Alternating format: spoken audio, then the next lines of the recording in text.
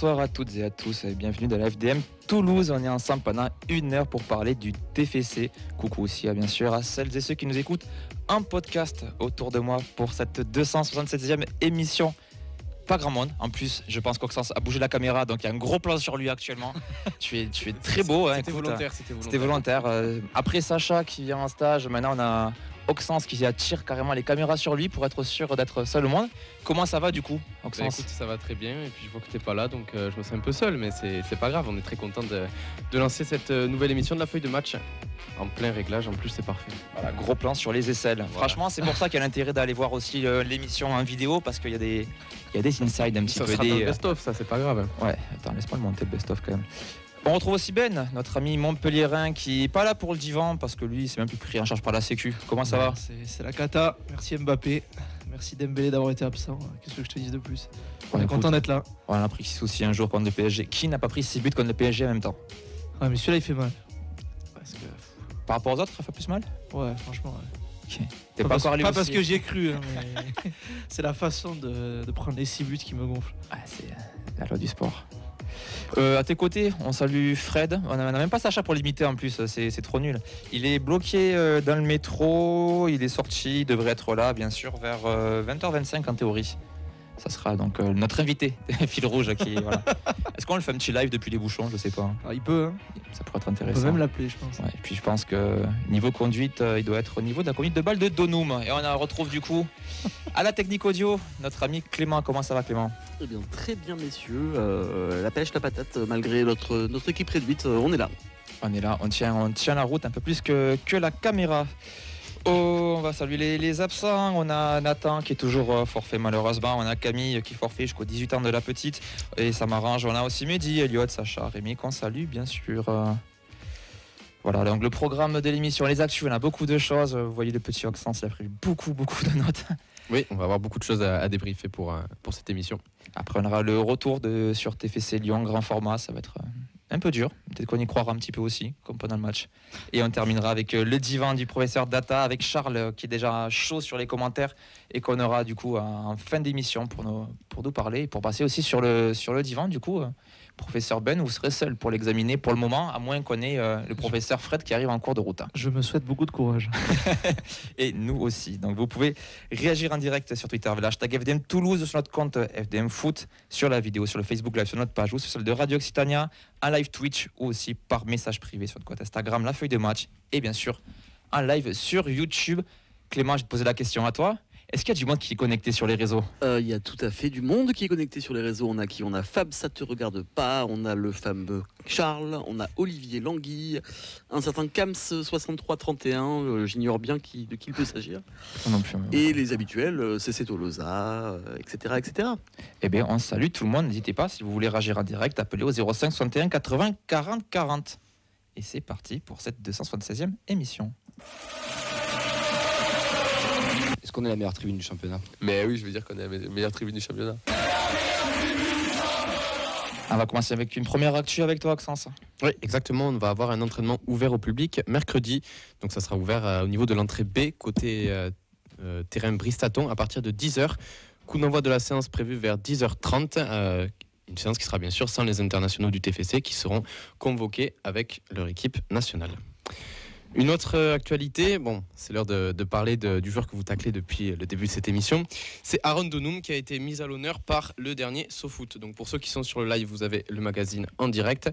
Oui, c'est très sympa. Putain, l'avait dit en photo, c'est Pocho l'avait dit. Ouais. Mais ils ont quand même fait une retouche pour pas parler d'alcoolisme quand même. Donc, Mais vous avez Aaron Donum qui figure en une quand même. Wow. Et oui, c'est pas rien. Ouais, exactement. C'est que l'attaquant norvégien a été mis à l'honneur par le dernier SoFoot qui lui consacre un article. Donc c'est un joli portrait et un portrait qui va sûrement plaire à tous les supporters toulousains. Bon, depuis cet été, on a pu découvrir Aaron Donum, le joueur de foot. Un gaucher fantasque avec beaucoup de tatouages, grande gueule. Mais sauf que cette fois-ci, SoFoot va plutôt se consacrer à la personnalité qui se cache réellement derrière ce tempérament de feu. On y découvre un garçon casse-cou, hyperactif, provocateur, protecteur aussi, mais surtout un coiffeur à ses heures perdues. Quoi ? Oui. mais aussi, et ça je pense que c'est le plus important, un homme au grand cœur. Alors si vous voulez mieux cerner le personnage, je vous conseille vraiment de le lire.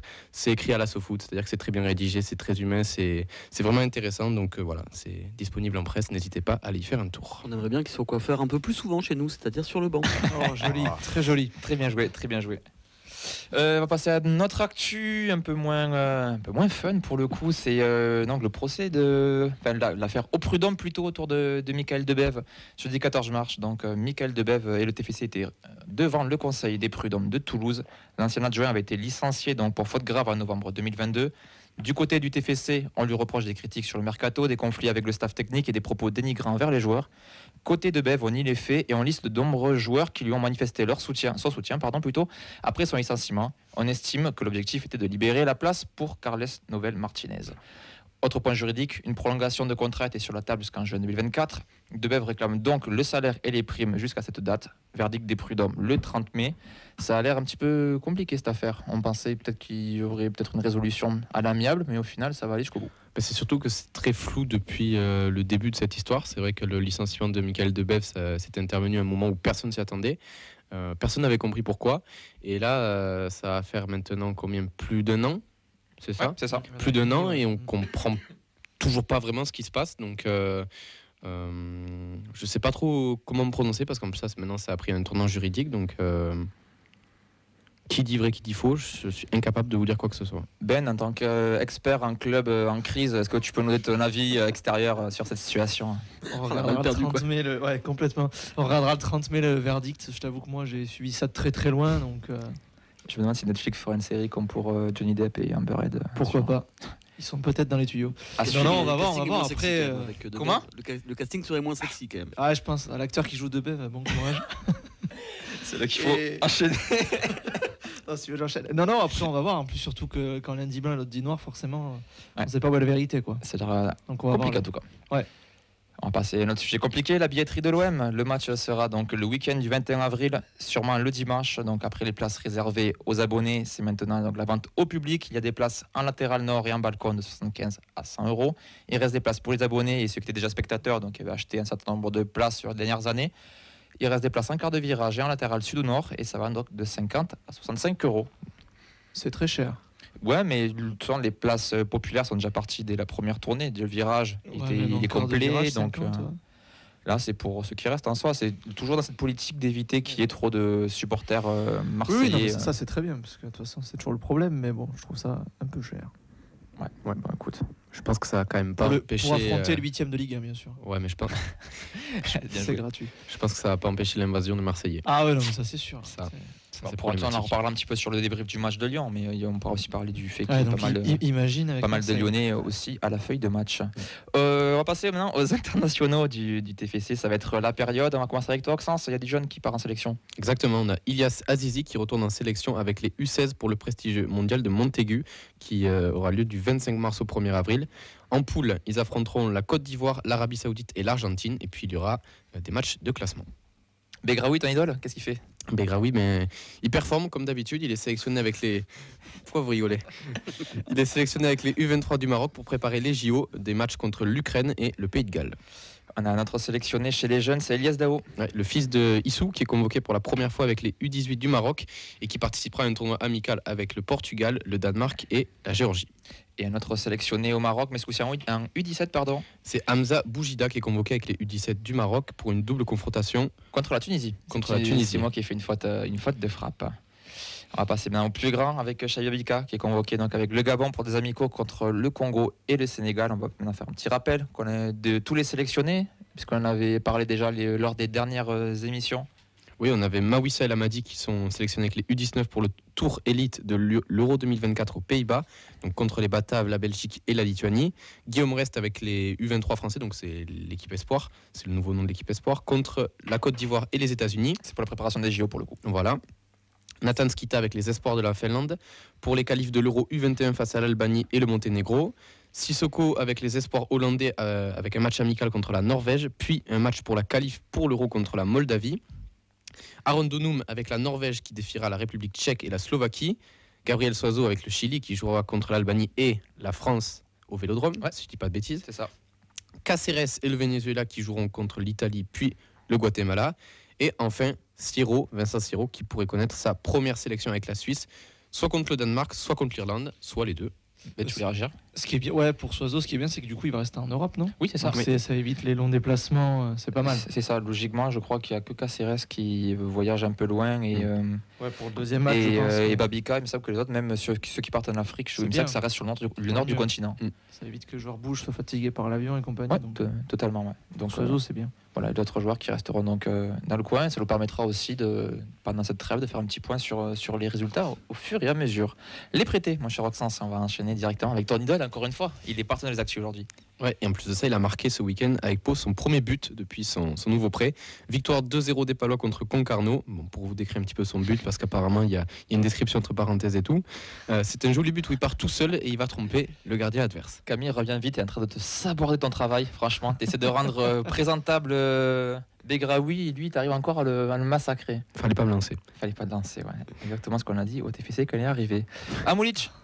Saïd Amoulic, un partout contre Baltika. Il était sur le banc, mais il n'est pas entré. Alors, la blague n'est pas de moi, je préviens. Il est donc encore en vie et pas au goulag. Voilà, C'est une blague qui traîne depuis pas mal de semaines. Voilà. On embrasse son auteur qui doit nous écouter. Flemings, je te laisse prononcer le nom de son adversaire. Ben, il a joué 90 minutes et il a fait un partout contre Sukariki.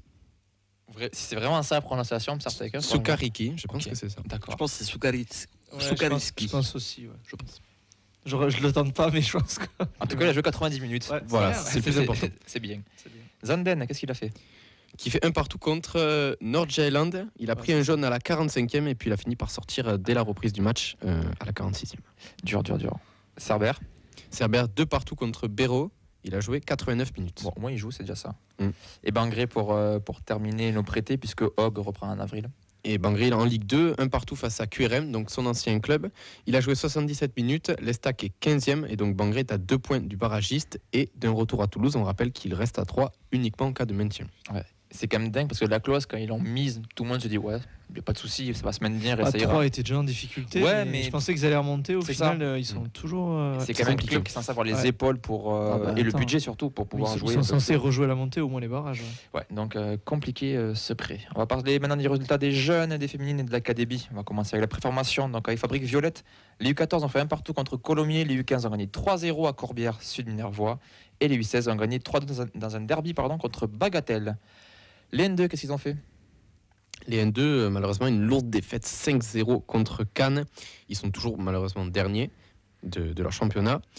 Pour ce qui est des U19, victoire 4-2 contre Bastia. Ils remontent à la 9e place du championnat. Les buteurs côté violet sont Fati, Sila Touré, Dao et Hutt. Et pour terminer avec les U17 masculins, 2-2 contre Marmande à domicile. Doublé de Boujida, celui qui a été sélectionné avec le Maroc. Alors qu'ils étaient menés 2-0. Ils sont maintenant 10e du championnat. Ça va mieux quand même pour notre académie, malheureusement pas pour la N2. On va passer aux féminines maintenant. Comme chaque semaine, on a eu le retour de notre coach Antoine Gérard. Défaite malheureusement 3-2 des filles contre la réserve de Lyon. Cette semaine, Lyon ne nous a pas porté bonheur. On va lui demander comment il analyse cette défaite. Concernant la défaite, donc je te dirais que ça a été un match globalement plutôt bon, en fait, d'une intensité très différente de celle qu'on vit habituellement en Détroit. La qualité intrinsèque des joueuses des deux équipes ont fait que c'était un match quand même plutôt plaisant, qu'on démarre mal, mais qu'on arrive à bien relever la tête. On finit bien la première mi-temps, on entame la deuxième avec un super état d'esprit et surtout beaucoup plus de possibilités dans le déséquilibre. Donc on arrive à repasser devant.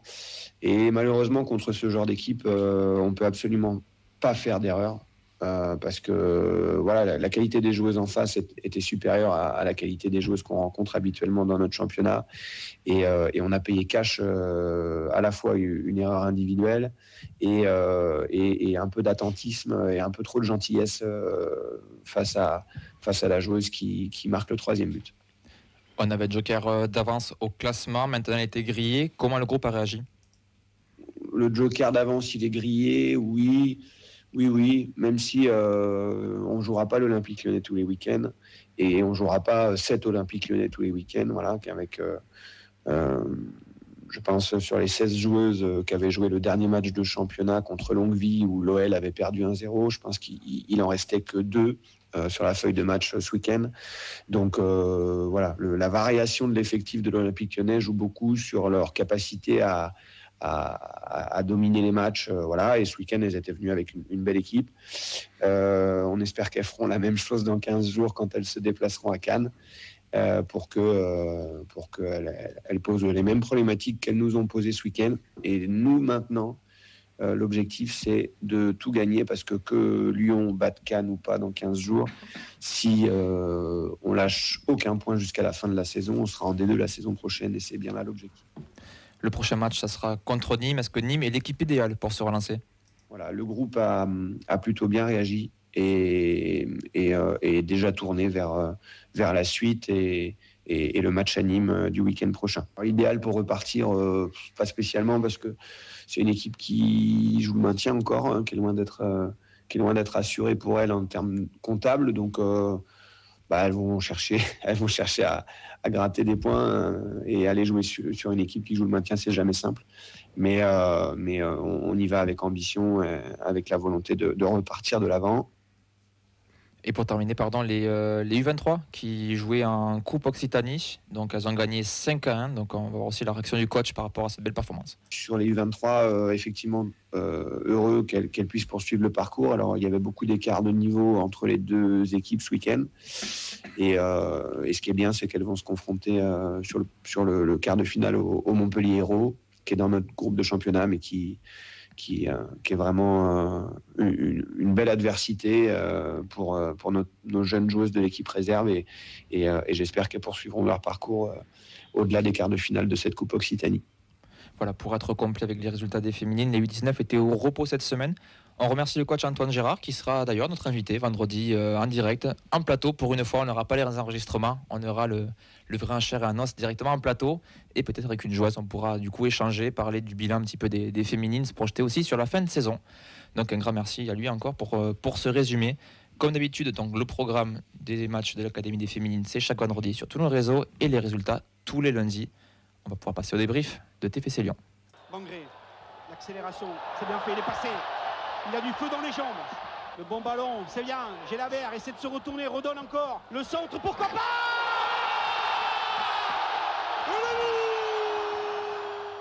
Tellement de jours disparus dans ce jingle. Allez, on va passer au retour sur ce TFC Lyon. 28 000 personnes pour ce match d'anniversaire entre le TFC et l'OL qui a débuté avec un beau cortège des Indians. Donc on a pu un petit peu s'entraîner à la pyrotechnie. On a une belle photo où on voit Camille et Fred craquer un fumier devant le stadium. C'est beau, c'est le genre de communion entre un enfant et son père spirituel. Vraiment, c'est la petite larme à l'œil. Parce qu'il m'a cramé aussi les yeux avec le fumigène, mais ça c'est autre chose. Et les photos ressortiront lors de leur procès, donc c'est bien de les avoir sous la main. J'ai oublié de flouter le visage. Ouais, comme Free Fly nous dit, le pont a tremblé pendant le cortège. C'est toujours un moment un peu particulier, ça aussi. Un petit mot d'abord sur une initiative du TFC Auxence. Oui, avec la start-up Touch2See qui a déployé sa solution de tablette tactile pour permettre aux personnes malvoyantes de vivre la rencontre. Voilà, on a vu le CLTF qui a partagé ça sur ses réseaux, c'est quand même plutôt sympa. Bientôt la même initiative dans le camion VAR pour qu'ils puissent voir C'était sûr. Oui, voilà, c'est pour ça que je te demande de me lancer pour faire les vannes, c'est un travail. On revient sur le match, le film du match. D'abord la compo avec Rest, Nicolas Hyssen, Mawissa, Costa, Kamandi, Soiseau, Spearing, Siro dans l'axe de Numbo, Dalinga. Donc une compo classique, la compo qui marche le mieux pour le moment. Lacazette ouvre le score à la demi-heure de jeu. Dalinga égalise à la sortie du vestiaire. Puis Siro donne l'avantage sur penalty à l'heure de jeu. Lyon revient avec Charky à la 77e. Puis O'Brien donne la victoire au Gone 4 minutes plus tard. A noter aussi donc les entrées d'Abouk Almagri, Caceres, Dessler et Babika sur ce match. On va commencer donc avec vos points, messieurs. Auxence, quel est ton point sur ce match ou tes points? Alors j'ai 2 points à aborder. C'est de 1, l'incapacité à tenir un score du TEF. Et de 2, j'aimerais m'attarder sur un joueur qui malheureusement je trouve s'efface de plus en plus, c'est Franck Magri. Ben, ton point? Mes 2 points. Pour moi, ce sera le faible apport du banc encore une fois. Et pourquoi n'avoir joué que 25 minutes sur 90? Tu as 2 points parce que la Ligue t'a retiré un point pour sursis, c'est ça? Oui, complètement. D'accord, ok. Et ce jusqu'à la fin de saison. Clément, tes points?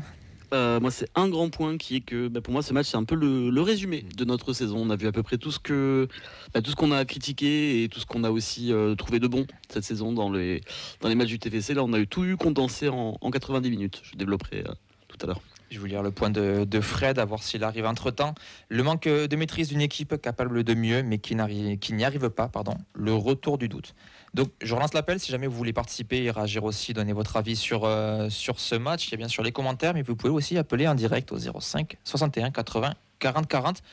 On va commencer avec ton point, Maxence. Avec mon point, l'incapacité à tenir un score, c'est un petit peu dans le même esprit que Clément.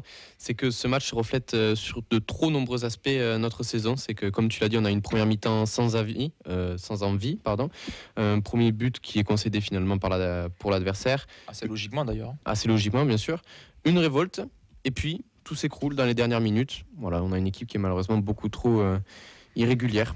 Alors, plus tôt dans la saison, on avait souvent abordé les points perdus dans le temps additionnel, et on a vu... il y a dû y avoir une capture d'écran du canal. C'était 18 canal, et nous, 18 quand on points en parlait, perdus. c'était 16. Ouais. Voilà, 18 points. 18 points perdus après avoir mené au score, c'est le record en Ligue 1. Il y avait pourtant du mieux ces derniers temps. On pense à Metz et Monaco où cette fois l'équipe avait su tenir son avance. Mais là encore, on finit par craquer. Et ce match de Lyon rejoint les précédents avec Le Havre, Clermont, Lorient où on perd des points encore à domicile.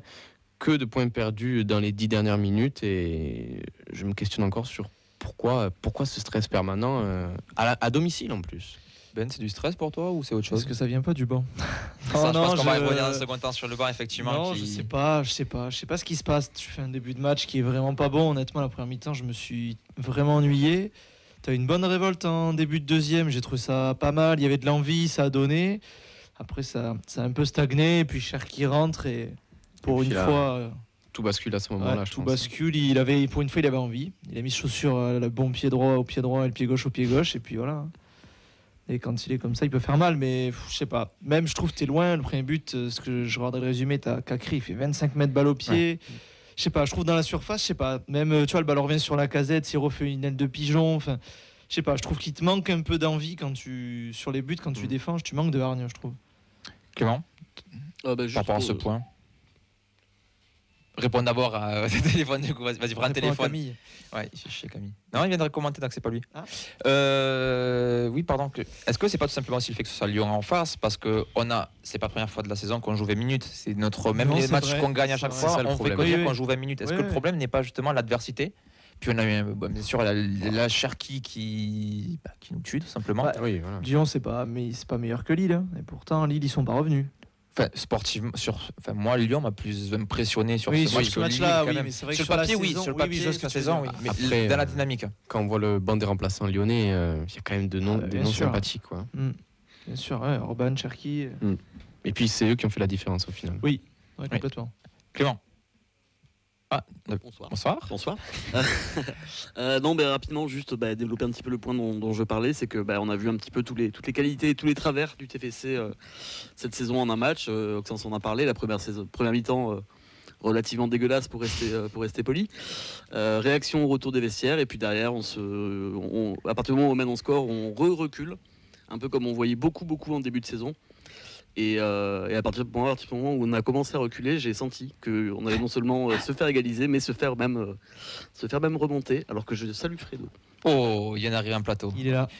C'est bien compliqué pour Clément. Hein. D'un côté, on l'appelle, de l'autre, il y a des gens qui viennent lui claquer la bise. Il est vraiment dérangé, le pauvre. C'est pas facile. Messieurs, je suis surmené.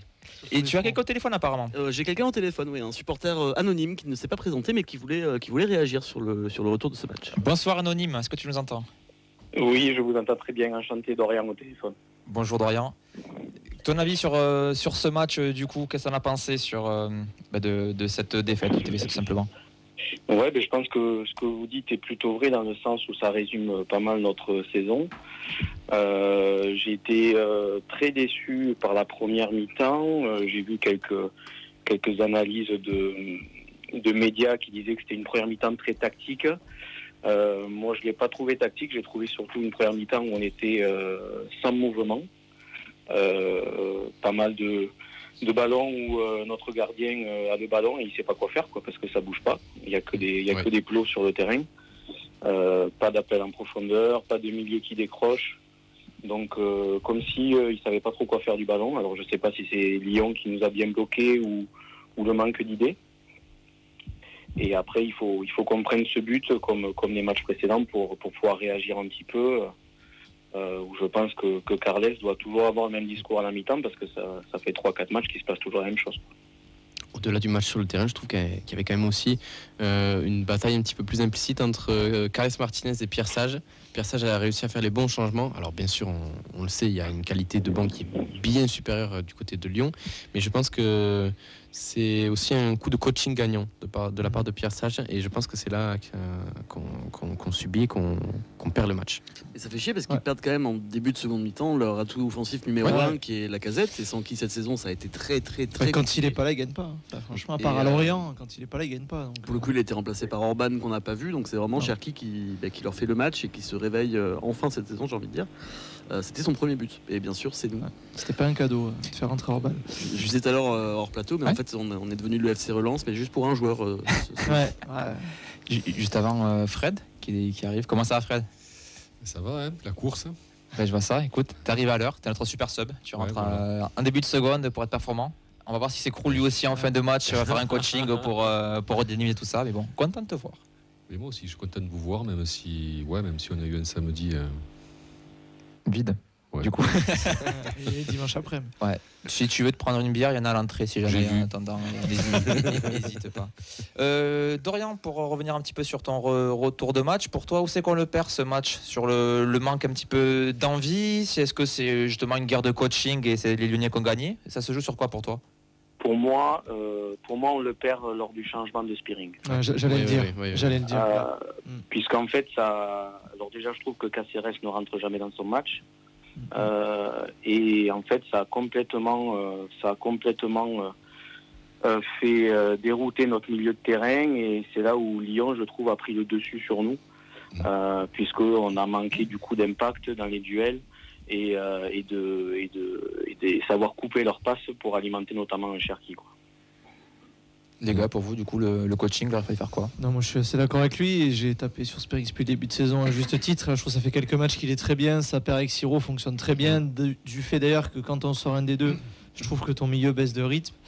Et il a raison, Cáceres fait pas une très bonne entrée, et Spearings était bien dans son match et ça te déséquilibre, et je pense que ça t'a vraiment fait mal. Alors le problème, c'est que justement Spearings il avait un carton jaune, et je pense que Carles Martinez veut le sortir parce qu'il veut éviter le rouge, mais c'est vrai qu'au final Spearings il prend souvent des jaunes et il prend jamais de rouge, quoi. Il est souvent j'ai border. pas souvenir de l'avoir vu prendre un rouge à Toulouse. Non, pour moi non plus, donc il sait jouer avec ça, et puis il a de l'expérience quand même. Okay. C'est quoi le problème? C'est les joueurs ou c'est le timing? Les joueurs. C'est les joueurs sur ce match-là? Ouais, les joueurs, sur ce match-là, ouais. Parce que vraiment, je trouve que le milieu était bien en place, surtout avec ton retour de deuxième mi-temps, et le fait de changer, ça t'a coûté. Non, le problème, je pense, c'est qu'on manque de maîtrise, quoi. Parce que on n'a pas le moindre changement que l'on fait, ça déstabilise vite l'édifice.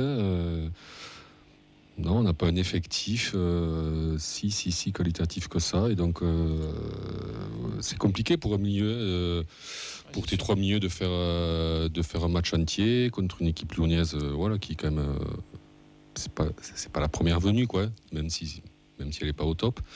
Donc ça montre que tout est fragile encore. C'est le moindre petit changement, et ça te remet dans le doute. C'est le banc. Il y a des matchs où le banc s'intègre assez facilement, et d'autres matchs il n'apporte pas ce qu'il devrait apporter. Donc tu sais pas pourquoi. En fait, si on sait pourquoi, c'est parce que c'est des joueurs moyens, et donc l'effectif est moyen, et quand ils sont dans un jour moins bien, ça donne ça, quoi. Mais c'est vrai que c'est problématique quand même, parce que si t'as pas de banc derrière qui assure la continuité dans le jeu, ça nous arrive assez souvent, puisque je crois que c'est Auxence qui a vu la stat sur Canal. Je crois qu'on a perdu 18 points en ayant ouvert le score, quoi. Non, en ayant mené. En ayant mené, pas. C'est encore pire. Donc c'est assez énorme, quoi. Après, donc c'est le manque de maîtrise, quoi. En fait, on maîtrise pas, quoi. Dorian, on va te remercier d'avoir pris le temps d'appeler, d'avoir donné ton avis. T'es quand même confiant pour la... Ah, ça a coupé? Ah zut, ça a coupé, vas-y, reprends-le. J'ai une blague de Camille. Félicitations à Fredo qui est de nouveau papa, mais celui-là n'était pas voulu. Ouais, c'est vrai. Voilà, c'est mignon. Ouais, je vous en parlerai plus tard. Ah. Sur ce match, on a vu aussi... Dorian, tu es de retour? Oui, je suis de retour, ça avait coupé, désolé. Ouais, je voulais juste d'abord te remercier d'avoir pris le temps d'appeler et d'avoir donné ton avis sur ce match. Tu es quand même confiant sur la suite de la saison ou du coup tu repars un petit peu sur du pessimisme? Non, je suis quand même assez confiant puisque on est quand même plutôt pas mal positionné avec un calendrier, on va dire relativement dégagé par rapport à nos concurrents directs. Donc non, je suis confiant et je nous trouve quand même intrinsèquement supérieur à certaines équipes derrière nous, quoi. Mais parfait. Merci beaucoup. N'hésite pas à rappeler puis à passer en studio aussi à l'occasion. Hein. C'est ouvert. Ça marche, c'est gentil. Allez, merci, bonne soirée. Merci, bonne soirée les gars. Merci. Clément, est-ce qu'on a quelques réactions sur ce match, sur les réseaux? Alors on a une réaction sur le retour de Fredo. On a Cam qui est très content, qui dit Châtelleret est de retour. Quel pied, putain, quel pied. Je trouve que c'est important de le souligner quand même. Oui, ça me semble même pas. Tellement facile derrière son écran de dire des choses comme ça. Les gens sur Twitch maintenant, c'est incroyable. Ouais, c'est les pires.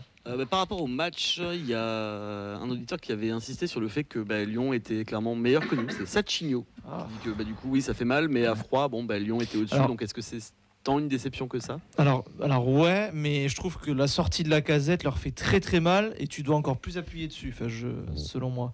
Parce que franchement, quand je vois qu'il sort à la mi-temps, je me dis là ça a bien tourné. Et c'est le cas jusqu'à la 75e. Non, mais ce qui est frustrant en plus, c'est qu'une fois de plus, on arrive à inverser une situation qui ne nous est pas favorable au début. Ouais. Et encore une fois, on s'écroule. Et ça serait que une ou deux fois, ça serait frustrant. Mais on a tellement une sensation de déjà-vu par rapport au mois précédent qu'on a l'impression en fait de ressombrer au mois d'octobre, novembre où c'était nul.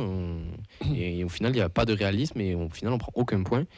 Et je serais curieux de savoir les stats qu'on fait au Stadium cette année. C'est pas top. Mais on en parlait avec Clem avant l'émission. On disait qu'en fait, quand ils égalisent, tu sens que le troisième, il te pend au nez et qu'ils vont prendre l'avantage. C'est incroyable. Mais tu le sens, le moindre but qu'on prend, quoi. Je veux dire, de suite, ça nous remet donc en difficulté. Alors pourquoi? Je sais Redoute, pas. Le problème, c'est que ce match, ça nous remet dans le doute, quoi. Tu réenchaînes sur une mini-série de défaites, quoi. De l'air un peu avant, donc c'est moins grave. C'est quoi les prochains matchs? Là, c'est Clermont le prochain match. Là-bas, ouais. Donc déplacement à Clermont, après il y a Strasbourg-Maison. Et Reims. Ça se joue là, quoi. J'ai une connerie. Reims, tu les as joués déjà. Et Marseille, à la maison. Ouais. Des équipes de Ligue 1, ouais. Et puis tu prends les deux. Montpellier. Il y a Montpellier. Et puis tu finis par les deux premiers, donc. Il faut avoir fait le taf avant, mais là sur Clermont aussi, Clermont-Strasbourg, faut au moins chercher 4 à 6 points. Okay. Alors j'ai la stat par rapport au TFC à domicile, donc en espérant que ce soit bon. Le TEF serait 13e sur 18 à domicile avec 3 victoires, 5 nuls et 5 défaites. Donc imagine avant Nice et Lille, où tu étais. Heureusement que tu gagnes les deux gros à ce moment-là. Clément, notre réaction sur les réseaux? On a 2-3 autres réactions, notamment CC Tolosa qui insiste lui sur le coaching pas top sur ce match et il dit que quand Rasmus est moins bien, on voit tout de suite les limites de notre défense et le fait que Costa est pas mal fébrile. Il insiste notamment sur le but de Cherki, on arrive à être en infériorité numérique sur une touche. Ouais, pas banal. Ouais. La passe de Matic est incroyable. On peut revenir un petit peu sur la défense. On a eu un reste qui était un peu moins serein qu'à l'accoutumée. On a eu un Soiseau aussi toujours en délicatesse, même si ça avait l'air un peu mieux que sur d'autres matchs, j'ai trouvé. La défense, qui était quand même notre point fort depuis quelques matchs, ça a pêché pour vous? Pour moi, c'est pas que la défense. Je te dis, le premier but Cacri, il fait 25 à 30 mètres balle au pied, c'est pas normal. En plus, le ballon revient sur Lacazette. Le deuxième, Cherki, il a trop de temps devant lui pour avancer. Et après, le corner, j'ai revu le corner. O'Brien joue bien le coup, il est bien déposé, il saute plus haut que tout le monde. Bon. Et c'est le deuxième meilleur buteur de Lyon, donc O'Brien. C'est dire à quel point les coups de pied arrêtés avec lui sont vraiment une force. Après, on a quand même un problème global de défense cette année. Je trouve qu'on prend quand même beaucoup de buts et on fait très peu de clean sheet. Alors j'ai plus la stat, mais on était à quelque chose comme 3 ou 4 max. Ouais, ça c'est faible. Ce qui est pas énorme, quoi. Et après, objectivement, chaque semaine, on se cherche un point fort. Donc il y a une semaine, on dit que c'est l'attaque est retrouvée. La semaine suivante, la défense est retrouvée. Mais en fait, on n'a pas de point fort, quoi. Moins de constance. Ouais, on n'a pas de constance, on n'a pas quelque chose de solide sur quoi s'appuyer sur une saison entière, quoi. Et, c'est bizarre cette sensation, hein. On le dit depuis le début. Mais c'est un retour permanent, quoi. Ouais, je sais pas. On a du mal que ça. On a l'impression que ça a du mal à s'enclencher, sauf qu'on est à la 26e voilà, 27e journée. Oui, voilà. la semaine prochaine. Enfin, Ouais. clairement sur la 27e journée. Donc il reste 8 journées, 27 quoi. Donc tu as l'impression qu'en fait on est. On est en rodage. Ouais, c'est ça. Et on attend que ça. Et on attend que quelque chose arrive. Moi je pense qu'il n'y a pas grand chose qui va arriver quoi. Sauf des soubresauts comme ça, voilà. T'as la stat du coup, Oxens? La stat, oui, en prenant les stats forcément de Guillaume Rest qui avait été titulaire depuis le début de saison. Le TEF est à 4 clean sheets depuis le début de la saison. En 26 matchs quoi. En 26 matchs pour 36 buts concédés, donc soit plus d'un but par match. Après que tu concèdes des buts, toi, mais le clean sheet, sans clean sheet, c'est compliqué de gagner des matchs. Ouais, et on oublie en plus la part des poteaux aussi, des barres. c'est Parce vrai. que là, ça grimpe encore. Hein. Ouais. Encore eu. Ça grimpe. Sur l'effectif, on a parlé du banc, on a parlé des entrants, on va parler aussi de. On va parler des ailiers ou pas encore? Tu veux parler des ailiers maintenant? On va parler maintenant de toute façon parce que ça va être relié. Tu vas reparler de Donum? Non, pas que. Oxens, il parlait de Magri et je suis assez d'accord avec lui. Et On peut parler des ailiers parce que de toute façon, en plus, on est en retour sur la boucle. À part Beau, c'est le néant. Hein. C'est vraiment le néant. Mais on a déjà des joueurs offensifs qui ont commencé à disparaître. On a Skita, Sissoko qui. T'as sorti Bangré et Begraoui. Oui. Ouais, je sais pas, je trouve que Magri, sans vouloir te piquer ton point, juste je commence, mais non, il aurait quelque chose à apporter et ça se voit pas. Je trouve qu'il avait vraiment une carte à jouer. Mais il a montré en début de saison des choses importantes. Ouais, mais là, je trouve oui, que mais quelques là, matchs où moi il me déçoit. Je m'attends à mieux. Je me demande s'il en a pas marre de jouer ailier tout simplement. Alors ça c'est possible Ouais. par contre, ça c'est fort pas son possible. poste, hein. Mais même puisque vous me lancez là-dessus, on peut y aller dessus. C'est vrai que depuis son retour de la CAN, même globalement, il est de plus en plus discret. On a l'impression que la concurrence avec les arrivées de Gbo, Babika et maintenant le retour d'Abouklal, ça lui fait un secteur de jeu qui est beaucoup plus fourni et il va falloir qu'il tire son épingle du jeu parce que c'est vrai que ces derniers temps, c'est des entrées très discrètes. Pour être honnête avec vous, depuis le virage, j'avais pas vu qu'il était rentré. Ça n'a rien de méchant, vraiment, j'insiste. Réaliste, hein, mais je reconnais que contre Lyon, je ne savais pas qu'il était rentré, je ne l'avais pas vu.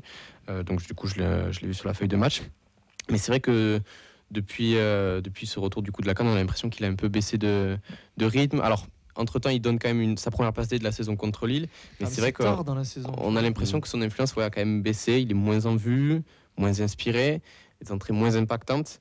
Il va falloir qu'il se réveille un peu. Il n'a pas profité quand Dalinga était moins bien, un peu de le bousculer. Dalinga, il sort plus du tout.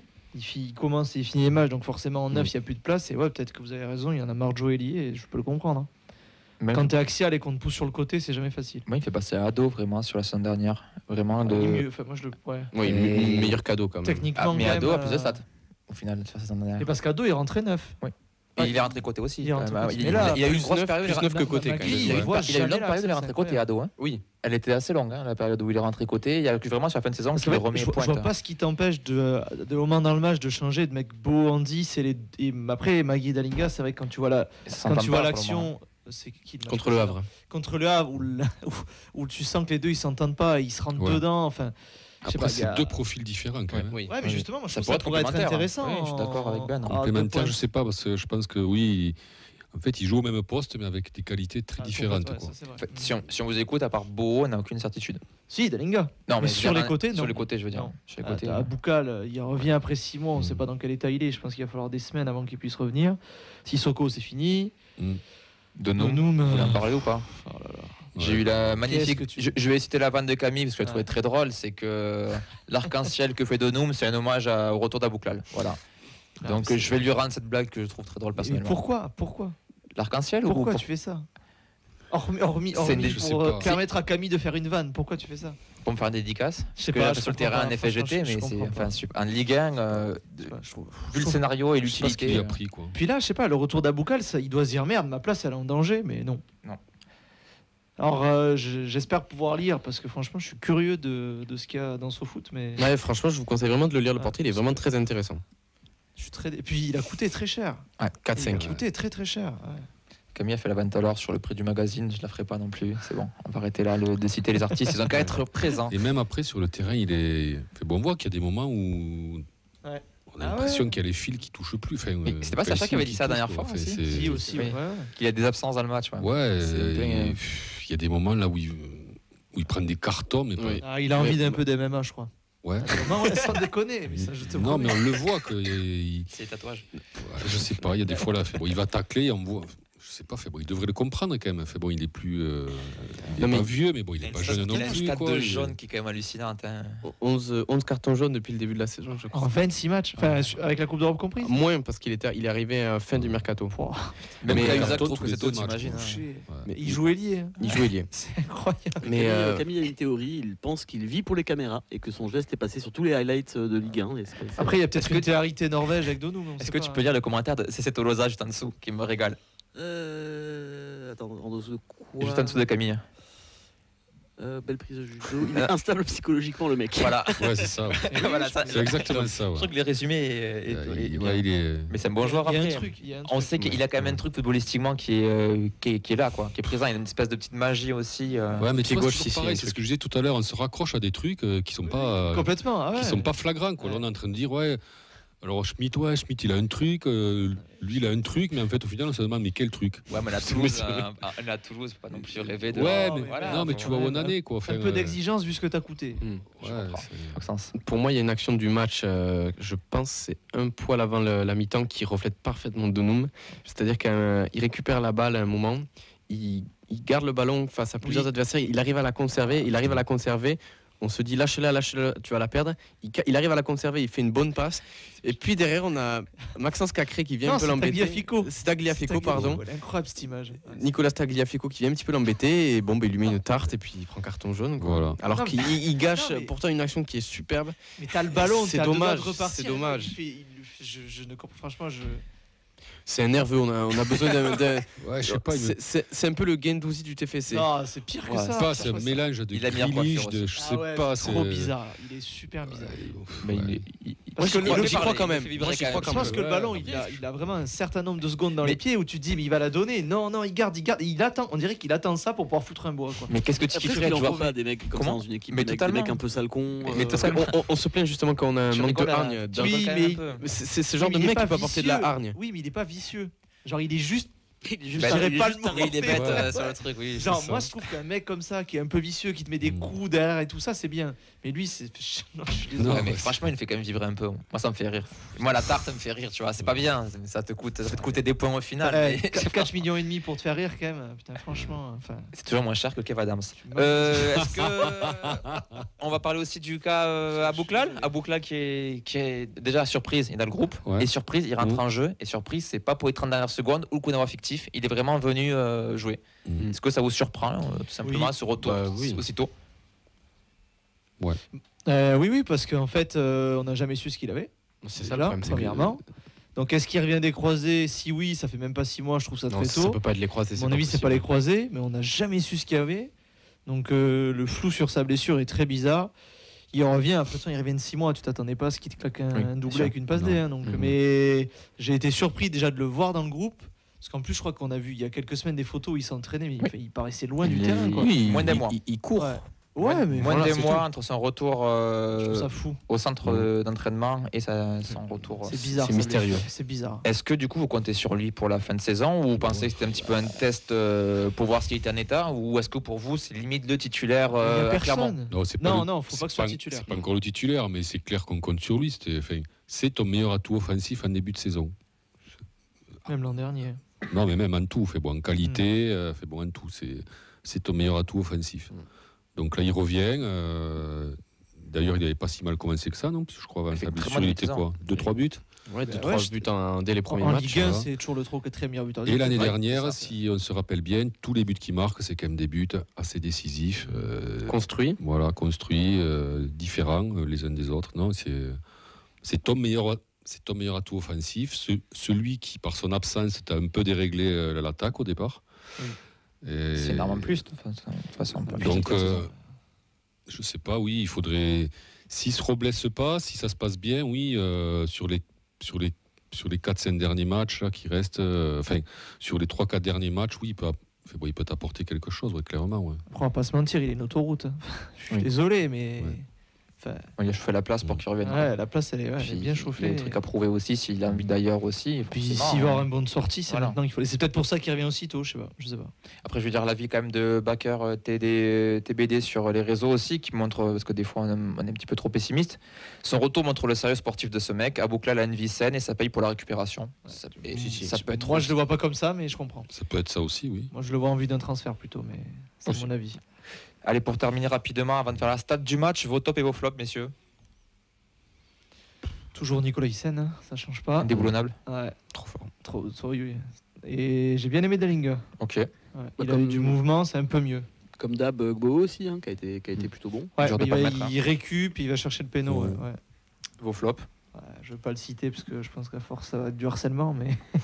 Oxens encore. Les changements, moi je trouve vraiment que ton coaching, ça va pas apporter grand chose. D'autres flops, s'il y en a qui ont le courage de citer les joueurs. Moi je vais le dire. Allez. Reste.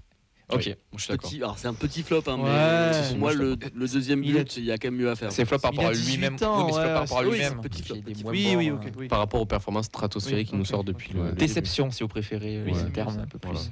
Parce D'autres que flop, joueurs c'est rude. Bon, Aaron Denou, malheureusement, on s'attendait, mais ouais.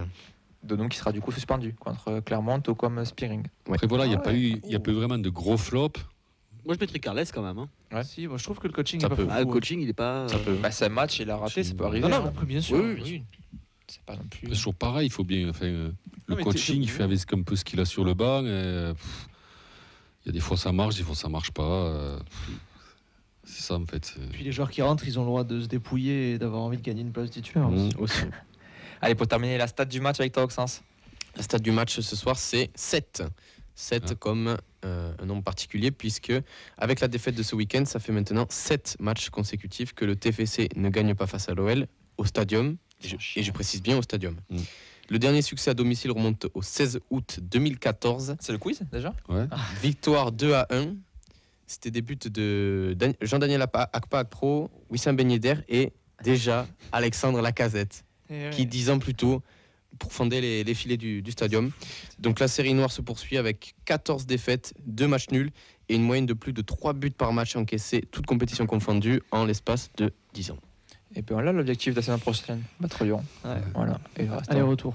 on verra. Ouais, ça va faire retrouver la stat de Et la dernière encore, fois qu'on a battu Lyon aller-retour. Je Et sais pas encore, si on n'est ça pas sur la grosse période de lyonnaise, quoi. Et c'est ça le problème. C'est vrai. Parce que je pense qu'il faut avant 2014, t'as peut-être 5 ou 6 ans, ou voire 10.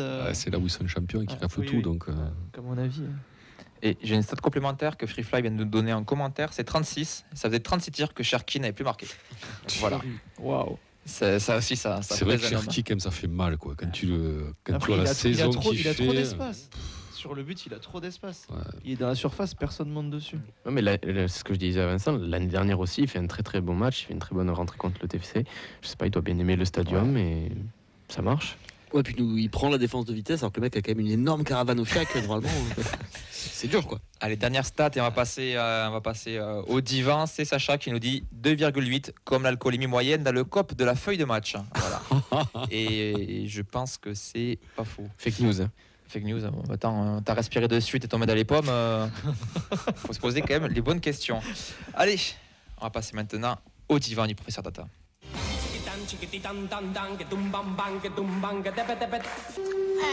Quoi de neuf, docteur? Allez, on est dans la salle d'attente. On a le patient Charles qui est avec nous en ligne. Comment il va, Charles? Eh ben ça va, il a trouvé son professeur parce que Ben n'est pas assermenté étant donné qu'il est trop Montpellierin. Il est stagiaire. Justement, tu vois, j'avais envie, comme c'est un jeune interne, tu vois, j'avais un peu envie de le lancer dans le grand bain, quoi. Tu vois. T'as bien raison parce qu'aujourd'hui la blessure elle est pas trop profonde, ça devrait être facile. Et moi, en plus, je rentre aujourd'hui, tu vois, là, j'ai fait un tennis, un peu de jet ski, tout ça, donc j'ai un peu la tête ailleurs, quoi. Il passe au golf. C'est plus moi qui ai fait un tennis, je vais pas te mentir, je me suis breaké 2 fois, ça fait mal. Allez, Charles, quel est ton problème? Ouais. Dis-nous tout. Mon problème, c'est que... alors, c'est pas un problème, tu vois, je sais pas, j'ai pas envie de le tourner comme un problème, si vous voulez. C'est juste que je pense qu'avec notre équipe, on fait de l'eczéma. Alors, des fois, on met un peu de nérisone, ça va mieux et ça revient, quoi. Donc, l'eczéma, c'est quoi? L'eczéma, c'est que on se base sur des joueurs qui, finalement, ne sont pas réguliers. On se base sur des joueurs qui... certains ont de la régularité, on va les citer après. C'est sur ceux que j'aimerais bien me baser sur la fin de saison et sur le début de saison prochaine. Mais il y a trop d'irrégularités chez nos joueurs et c'est vraiment bien dit. Vous avez dit, à Lyon, c'est un condensé de toute la saison. Donc une saison où on a beaucoup plus subi ce qui se passait et essayé de réagir plutôt que nous d'agir. Mais ça, c'est aussi grâce et à cause de notre coach qui nous a souvent dit aussi qu'il s'adaptait à l'adversaire. Ben voilà, s'adapter à l'adversaire, c'est aussi s'adapter à leur changement et des fois on n'y arrive pas. Maintenant, ce que je veux dire, c'est que ben voilà, la fin de saison, elle va être basée que, à mon sens, dans la course au maintien, quand ce championnat il est vraiment pas fini. On a 8 journées de la fin, mais nous, on va jouer quand même sur 8 matchs, 4 équipes en dessous du top 10, et on sait ce que c'est que de jouer des équipes inférieures à nous statistiquement, hein. Datastiquement parlant, on sait ce que ça fait en général. Donc il va falloir se bouger aussi contre les gros, et ça va être un peu plus compliqué. Voilà déjà pour ça, et après je vous demanderai ce que vous en pensez sur qui on se base pour la fin de saison. Messieurs, le débat est ouvert. Alors, en effet, sur les 4 équipes en dessous de toi, ouais, ça fait peur. Même si, bon, quoique Strasbourg a été gagné un an, donc ouais, je suis assez d'accord. Après, clairement, sur un match assez incroyable face à Le Havre, où ils sont à 10, ils arrivent à remarquer, ils ont 2 buts refusés, ils gagnent aussi. Et je sais pas, ils sont à 20 points. Ouais, 20 points. Ils sont à 5 de Nantes, ouais. C'est vrai qu'ils se relancent un petit peu. S'ils gagnent là, ça va être un gros match pour eux aussi. Ah, c'est le match à surtout pas perdre. Ouais, faut au moins un nul. Et après, contre les gros, bon, t'as Paris-Brest, il reste qui? Marseille, c'est qui le dernier? Rennes. Oh, à Rennes. Ouais, d'accord, en effet, les gros, ça va être très très compliqué. Après, Marseille, à voir si on est toujours en Europa. Je sais pas quand est-ce que tombe le match contre Benfica. Si c'est En gros, avant, la après. partie n'a pas tout arrivé là. Ça va pas tarder. Ouais, donc à voir. Marseille, si tu les prends après l'Europa, tu peux faire un bon coup chez toi aussi. Et puis Rennes aussi, c'est qui tout double. Hein. Il y a un monde où à ce moment-là de la saison, ils joueront déjà plus rien. Non, Rennes, c'est à mon avis. Faut voir, hein, mais ils sont quand même coutumiers du fait de s'effondrer en fin de saison. Non, justement, Rennes, normalement, ça va finir. C'est Monaco qui s'effondre. C'est Monaco, ouais. Rennes, à mon avis, ça va finir très fort. Mais en effet, je pense que tu as raison. Va falloir pour une fois gagner contre tes concurrents directs et tu les maintiendras derrière en gagnant et tu seras largement sauvé. D'accord. Donc on est d'accord que comme ça, ce sera des matchs à 6 points. On n'a pas 8 journées, mais 12 encore. Elle est interminable cette saison. Elle est interminable. Oui, ça c'est vrai. Ouais. Et maintenant, je me base, j'en viens à mon deuxième propos. Maintenant, on se base sur qui? Je vous refais juste le 11 rapide de Lyon, contre Lyon. Bon, reste, bien sûr qu'on va se baser sur lui. Costa, finalement, irrégulier sur toute la saison. Mawissa, il a su saisir sa chance, mais est-ce qu'il sera bon pour toute une saison? Nicolas Hyssen, pas trop. Siro, je m'excuse. Je sais aussi reconnaître mes torts. La thérapie fonctionne. La thérapie fonctionne aussi, hein, je vois comme vous. Mais on peut aussi engueuler un Spearing qui a mis toute une saison à se mettre dedans. Kamandi, est-ce que c'est lui qu'on va prendre comme ailier toute la saison après Dessler?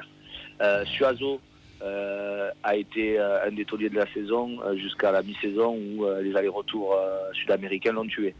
Maintenant, Gbo, Abouklal et sûrement pas Dalinga parce que ce ne sera pas Dalinga l'an prochain et sûrement pas Magri parce qu'il a aussi très très déçu sur cette fin de saison. Sur quoi on se base? Est-ce que déjà sur les joueurs que je vous ai cités, est-ce que vous êtes d'accord? Tu veux y aller, Oxane, pour commencer? Je laisse la parole au professeur Data. J'y vais encore. Alors, moi, je vais sur quand la même... défense, Nicolas Hyssen, pour moi, il faut absolument le garder. Nicolas Hyssen, il faut le bloquer. Tu kidnappes, je sais pas qui tu veux, mais il faut qu'il reste. Le croupier. Pardon, désolé, excusez-moi. Excusez-moi. Costa, je sais pas, moi j'ai entendu des rumeurs de départ, mais je sais pas du tout s'il a une bonne sortie. Alors il était cité en Italie, à Marseille. Ouais, donc attention, parce que Costa, moi je trouve que depuis la défense à 3, je le trouve bien mieux. Dans la défense à 2, je trouve que c'est un peu compliqué. À droite, il faut recruter absolument, parce que Kamandi, pour moi, il n'a pas le niveau. Du coup, pourtant, sur le principe, c'est le même système, qu'on bouge plus le système. Moi j'aime bien le système à 3 derrière, de toute façon. Donc, puis tu vois bien que le 4-2-3 ne marche pas, quoi qu'il arrive. Donc, ça c'est clair. À gauche, Soiseau va lui falloir un concurrent. Alors, après, j'ai trouvé Mawissa bon à gauche aussi, mais il est meilleur en centrale. Le problème, c'est que le concurrent de Soiseau serait dû être Oliver Zanden, mais bon.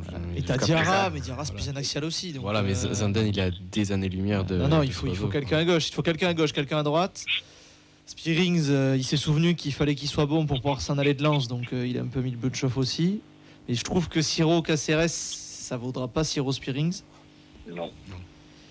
Et devant, Dalinga sera plus là. Pour moi, Boukal s'en va. Mais Oui, moi, j'en reste convaincu. Donc, il te resterait que Beau. Donc, en gros, il reste plus grand monde quoi, au final. Et Magri, je sais pas, Magri, Magri, je pense qu'il va avoir une carte à jouer. Après, il va peut-être avoir. Je sais pas. Donc on repart sur une saison, les gars, où on va encore avoir 4 à 5 mois avant qu'on ait une équipe qui... Ah ouais, je pense. Moi, je n'aurai pas tant de départ que ça, quand même, cet été, logiquement, par rapport à l'hémorragie l'été dernier. Tu sais pas, parce que moi, je pense qu'il y aura sur le papier, moi, je pense qu'il y aura des postes où il y aura aussi qu'il y aura du forcing. Moi, je pense que le reste, il y aura un gros forcing. Oui, mais ouais, moi, je pense que le reste, il y aura un gros forcing. On n'a pas l'obligation de vendre non plus, en soi. Non, mais si tu as... l'offre qu'on ne peut pas refuser, est-ce que c'est... Moi, je pense qu'il y aura du forcing sur ce joueur. Après, il y a des joueurs qui arrivent en fin de contrat aussi. On a Moussa Diarra, voilà, qui arrive en fin de contrat. Je crois que c'est tout. Hein. Deux titulaires. Dessler. Spearings, c'est quoi? C'est un prêt? Donc, option d'achat, donc il s'en va. Fin de contrat obligatoire. Non, ça va être. Alors après, tu veux t'appuyer. Ouais. Je sais pas en fait sur qui m'appuyer parce qu'il y a personne qui sur la saison entière il y a personne, enfin il y a un ou deux joueurs qui se sont dégagés, mais le reste t'as personne qui t'a montré que sur une saison entière l'année prochaine tu pourras grimper d'un step quoi. Moi je pense pas. Pas tout à fait d'accord. Hein. Pour moi on a au moins un gars par ligne. Le problème c'est qu'il y en a au moins un qui va partir, à savoir Dalinga. Mais c'est largement insuffisant quoi. T'as Siro. On part pas. T'as une ossature normalement. Pour moi, on part pas à poil comme on est parti en début de saison. Cette saison. Moi, j'en suis pas si sûr que ça, quoi. Non, mais il faudra pas se tromper au milieu déjà, parce que tu t'es bien planté. Enfin, tu t'es planté. Si tu t'es planté cette année quand même, mine de rien, parce que t'as mis du temps à trouver un copain Siro. Après, on aura des finances aussi, parce que logiquement, là, les joueurs qu'on a cités, s'ils partent, ils partent pas 5 €. Logiquement, il y aura des entrées d'argent qui pourraient être investis.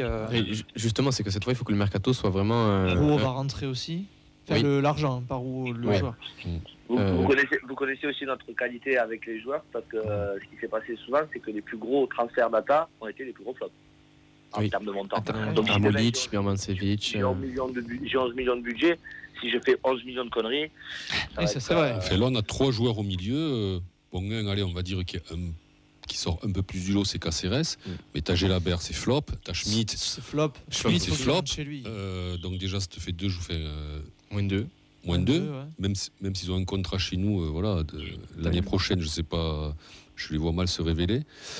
Donum, ouais. Il faut attendre un peu, je pense. Donum, c'est celui qui est arrivé le plus tardivement. Magri, c'est quand même un cran au-dessus. Oui, Magri. Pas dans le sens, ils ont montré des choses et tu sais que il y a plus de chances que eux prennent que d'autres. De toute façon, si on fait le bilan du mercato estival 2023, c'est qui tu mets en point énorme. De toute façon, c'est raté dans toutes les grandes largeurs. Il y en a aucun que tu ressors bien. Voilà. Non, mais c'est ça. Il faut absolument jeudi. Il faut absolument que le mercato estival de 2024 soit vraiment un renfort en termes de qualité et pas en termes de quantité. Si tu as Siro, voilà, donc au milieu. Il est arrivé l'hiver dernier. Ouais. Oui. Donc, mais qui va être un pilier l'année prochaine. Reste, oui. Faut qu'il puisse rester, oui, en effet, s'il reste, c'est le cas de le dire. Mais après, Nicolas Essen, je crois qu'il est en fin de. L'année prochaine. Nicolas Essen joue bien en Italie ou en Angleterre. En Angleterre, donc ça veut dire que. Dans les commentaires, on a un cam très très pessimiste qui dit Diarra, Dessler, Nicolas Essen, Dalinga et même Siro. Éventuellement, ça peut partir. Si ça part, tu Nicolas Essen, ça peut partir si tu. Parce que si ça part. Si tu le prolonges pas, ça partira libre. Et après, moi, je m'interroge aussi parce qu'on n'en parle pas trop. Que veut faire exactement Redbird avec nous? Est-ce que si c'est juste recruter des joueurs moyens et faire et chaque année t'assurer un petit truc un petit peu fun, genre parcours en Coupe d'Europe, parcours en Coupe de France, et être là juste pour rincer des citrons, c'est-à-dire en retirer le... Non, mais c'est ça en fait au final. Ou est-ce qu'ils veulent vraiment sportivement nous faire passer un cap? Il y a le fameux projet Ambition 2027 où il y a l'investissement du foncier, dans la data, etc. Donc, est-ce que c'est vraiment pour que sportivement tu t'installes dans les 5-6 premiers cadors du championnat? Ou est-ce que c'est juste pour faire prendre de la valeur à un club, juste pour tes bénéfices et qu'ils aillent ailleurs? Moi je commence à... Je pense qu'on est plus là-dessus que... Bien sûr, on ne va pas se leurrer sur ça, on le sait très bien. Je pense qu'aujourd'hui, on a bien compris que ça va être le concours, le TFC va être un club qui va acheter pas cher et revendre bien cher. Et du coup, on sera une machine à habiller pour un club qui revend bien. Et on va essayer de se maintenir et on nous fera sûrement croire qu'on peut faire mieux parce que la data l'a dit. Parce qu'aujourd'hui, ce qui peut être encore plus fou et ce qu'on peut encore se manger comme discours, c'est que, allez, je suis un grand optimiste, on fait, je sais pas, un 6/8 sur le dernier truc, un truc de malade. On va nous dire, vous voyez, notre équipe, elle était data compatible, faites-nous confiance pour l'an prochain et on est reparti pour flipper toute une saison en ayant des discours rêveurs. Vous voyez ce que je veux dire? Des fois, je suis un peu embêté.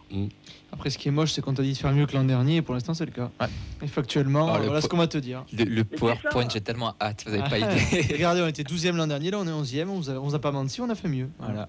Alors on est 11e et demi puisqu'on est sur 20 maintenant. J'en étais sur 18. Oui, bien sûr, mais lui il va pas te le vendre comme ça. Lui, il va te le vendre à sa sauce. Où est-ce qu'on suit la trajectoire d'un lance? Voilà, moi je pense pas, non. Moi je dis très en dessous d'un lance. On manque d'argent. Ouais, mais pourtant ça serait. Mais je veux dire, Lens, c'est pas non plus la mégalopole de l'Europe, quoi. Mais Lens, ils ont fait. Lens, c'est 100 000 habitants, il n'y a pas de boulot, je veux dire, il y a plus de.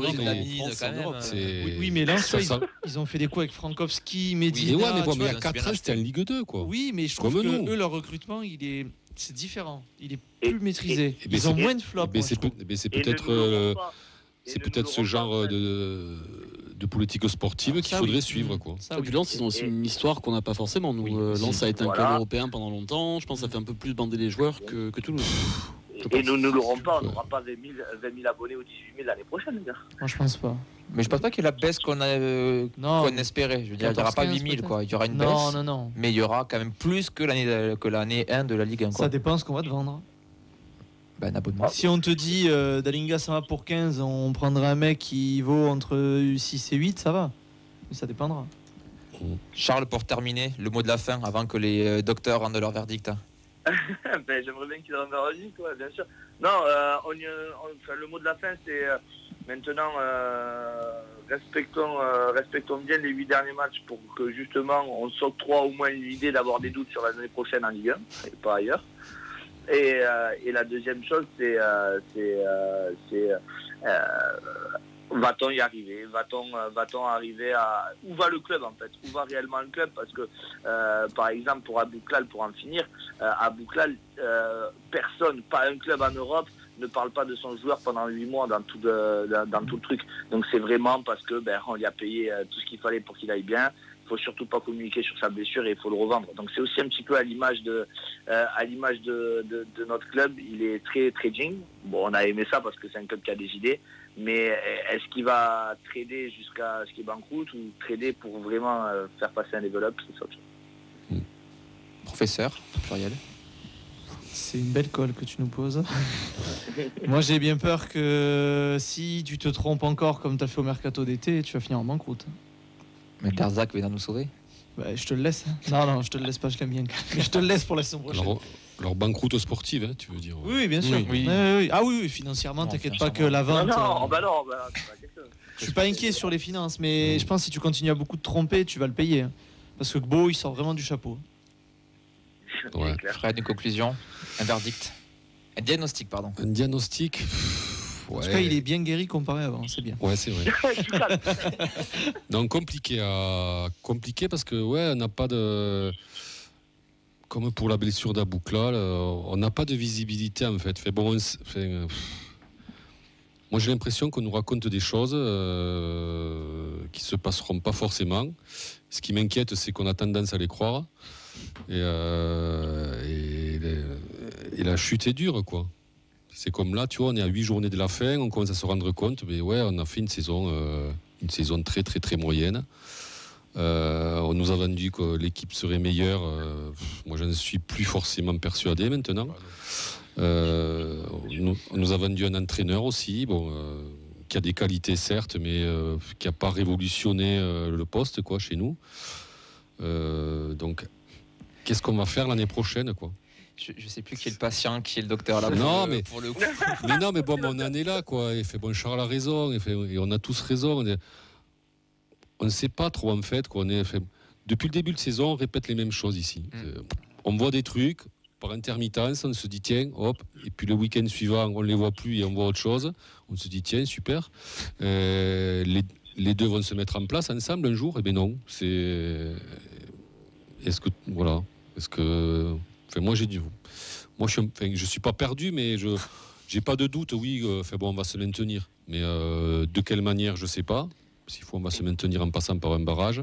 S'il faut, on va se maintenir dans 3-4 journées, on aura les points nécessaires.